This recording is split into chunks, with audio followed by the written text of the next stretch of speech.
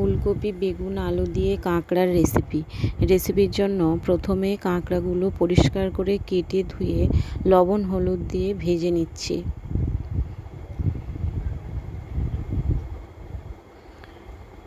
এই শীতকাল আসছে, এখন কাঁকড়ায় প্রচুর ঘি হয় আর কাঁকড়া খেতে ভালো লাগে অন্য সময়ের চেয়ে, এখন খেতে বেশি ভালো লাগে।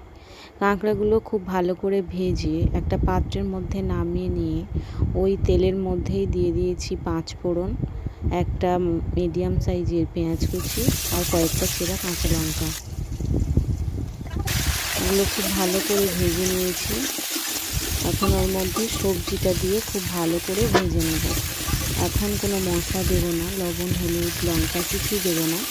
এখন তেলে ভালো করে সবজিটা ভেজে নিয়েছি, ঢেকে রেখে অনেকক্ষণ ধরে ভেজে নিয়ে এখন দিয়ে দিলাম স্বাদ মতো লবণ দিয়ে কিছুক্ষণ ঢেকে রেখে একটু নরম হয়ে গেছে। এখন দিয়ে দিচ্ছি পরিমাণ মতো হলুদ গুঁড়ো দিয়েও কিছুক্ষণ ভেজে নিয়েছি ঢেকে রেখে। তারপর দিয়েছি বাটা মশলার মধ্যে ছিল জিরে ধনিয়া সর্ষে। ভালো করে ভেজে নিয়ে জল দিয়েছি পরিমাণ মতো। যখন ঝোলটা একটু ফুটতে শুরু করেছে তখন দিয়েছি ভেজে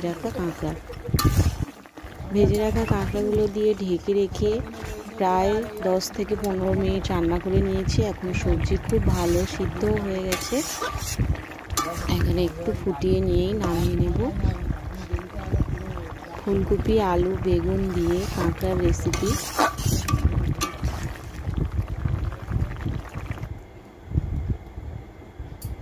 নামিয়ে নিয়েছি, রেসিপি হয়ে গেছে। সবাই সুস্থ থাকবেন, ভালো থাকবেন, আর ভালো লাগলে প্লিজ চ্যানেলটিকে সাবস্ক্রাইব করবেন। শেষ পর্যন্ত দেখার জন্য সবাইকে অসংখ্য ধন্যবাদ।